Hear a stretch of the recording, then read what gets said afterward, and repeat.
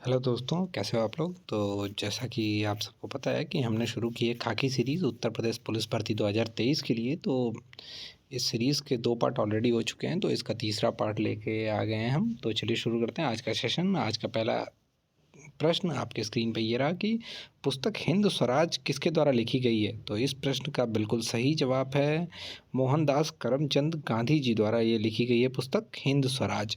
और बात हो रही है हिंद स्वराज की, तो इसके बारे में कुछ और चीज़ें जान लेते हैं कि हिंद स्वराज को गांधी जी ने लिखा कब था। तो 1909 में लिखा था गांधी जी ने इसको। और इसको स्वराज और आधुनिक सभ्यता पर जो उनके विचार थे उसको व्यक्त करते हुए इस पुस्तक को लिखा था। और इसमें 20 छोटे छोटे अध्याय हैं जो बेसिकली 2 मुद्दों पर आधारित हैं। पहला मुद्दा क्या है कि आधुनिक सभ्यता की आलोचना की गई है गांधी जी द्वारा, और दूसरा है कि भारतीय स्वराज की प्रकृति कैसी है, इसके बारे में बताया गया है। बढ़ते हैं हमारे अगले प्रश्न की तरफ। हमारा अगला प्रश्न है महाराजा सवाई जय सिंह ने कहाँ पर एक खगोलीय वेधशाला की स्थापित की थी। तो इस प्रश्न का बिल्कुल सही जवाब है उज्जैन में इन्होंने खगोलीय वेधशाला की स्थापना की थी। और बात करें महाराजा जय सिंह की, तो ये 18वीं शताब्दी की शुरुआत में रहे थे राजा, और अंबर राज्य के राजपूत शासक थे। और जंतर मंतर के बारे में आप सबने सुना होगा कि दिल्ली का जंतर मंतर बहुत ही फेमस है। तो नई दिल्ली, उज्जैन, जयपुर, मथुरा, वाराणसी में इन्होंने 5 जंतर मंतर टोटल बनाए थे।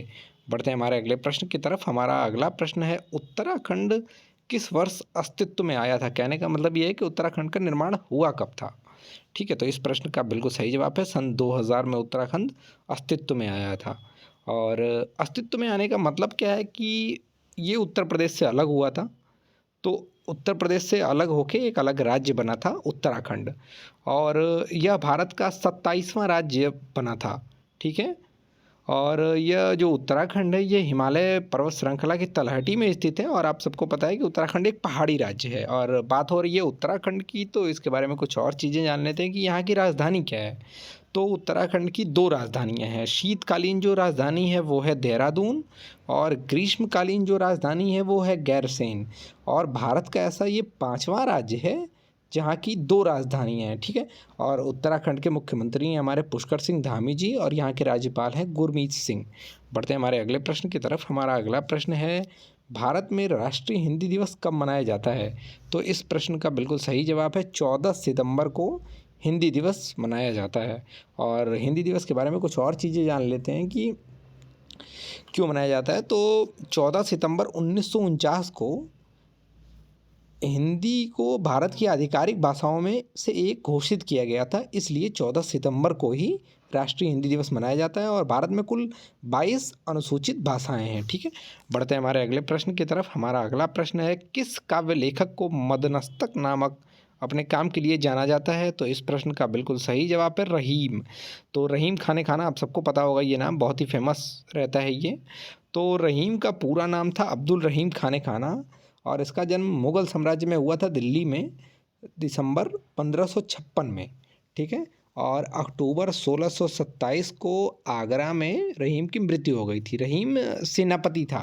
ठीक है, तो बढ़ते हैं हमारे अगले प्रश्न की तरफ। हमारा अगला प्रश्न है हॉर्नबिल फेस्टिवल किस राज्य में मनाया जाता है। बहुत ही इंपॉर्टेंट क्वेश्चन है, हर एग्ज़ाम में पूछता ही पूछता है, चाहे वो यूपी पुलिस का एग्ज़ाम हो, बैंक का एग्ज़ाम हो, सीजीएल हो, सारे एग्ज़ाम में ये क्वेश्चन आता ही आता है। तो इस प्रश्न का बिल्कुल सही जवाब है नागालैंड में हॉर्नबिल फेस्टिवल मनाया जाता है। और नागालैंड में इसे त्योहारों के त्यौहार के रूप में जाना जाता है। और ये जो समारोह है इसका आयोजन नागालैंड सरकार द्वारा किया जाता है। और यह त्यौहार कब मनाया जाता है, ये प्रश्न भी आजकल पूछने लगा है। तो यह त्यौहार हर साल दिसंबर के पहले वीक में मनाया जाता है। पढ़ते हैं हमारे अगले प्रश्न की तरफ। हमारा अगला प्रश्न है माघ मेले की शुरुआत किस दिन से होती है। तो ये तो सारे लोग बता ही देंगे कि इसकी शुरुआत होती है मकर संक्रांति के दिन से। ठीक है, और इसके बारे में कुछ और चीज़ें जान लेते हैं कि ये जो सॉरी, यह हिंदू धार्मिक कैलेंडर के अनुसार एक महत्वपूर्ण स्नान दिवस भी होता है। आप देखते होंगे कि मकर संक्रांति के दिन लोग दूर दूर जाते हैं स्नान करने, और इस दिन कई मेले भी लगते हैं। तो इस दिन से ही माघ मेले की हमारी शुरुआत होती है। और बात हो तो रही है यहाँ पे कि उत्तर प्रदेश में ये बेसिकली कुछ ज़्यादा ही फेमस है। तो और बात हो रही है उत्तर प्रदेश की, तो उत्तर प्रदेश की राजधानी है लखनऊ, यहाँ के मुख्यमंत्री हैं योगी आदित्यनाथ जी। और यहाँ की राज्यपाल हैं आनंदीबेन पटेल। बढ़ते हैं हमारे अगले प्रश्न की तरफ। हमारा अगला प्रश्न है, मदन मोहन मालवीय प्रौद्योगिकी विश्वविद्यालय कहाँ स्थित है? तो इस प्रश्न का सही जवाब है गोरखपुर, उत्तर प्रदेश में। उत्तर प्रदेश में एक शहर है गोरखपुर, वहाँ पे ये विश्वविद्यालय स्थित है। और अब इसके बारे में कुछ और चीज़ें जान लेते हैं कि इसकी स्थापना जो हुई थी तो वो 2013 में हुई थी। बढ़ते हैं हमारे अगले प्रश्न की तरफ। हमारा अगला प्रश्न है, उत्तर प्रदेश के किस शहर को क्रॉस ऑन द ईस्ट के नाम से जाना जाता है? तो इस प्रश्न का बिल्कुल सही जवाब है उज्जैन कह रहा हूँ, कन्नौज को क्रॉस ऑन द ईस्ट के नाम से जाना जाता है।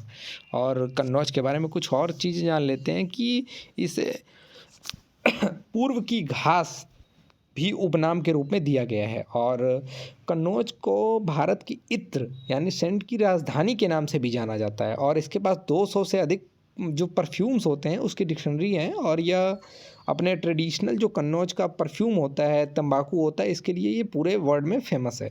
बढ़ते हैं हमारे आज के आखिरी प्रश्न की तरफ। हमारा आखिरी प्रश्न है, मुगल सम्राट जहांगीर ने शालीमार बाग का निर्माण कहाँ किया था? तो इस प्रश्न का बिल्कुल सही जवाब है कश्मीर में जहांगीर ने शालीमार बाग का निर्माण किया था।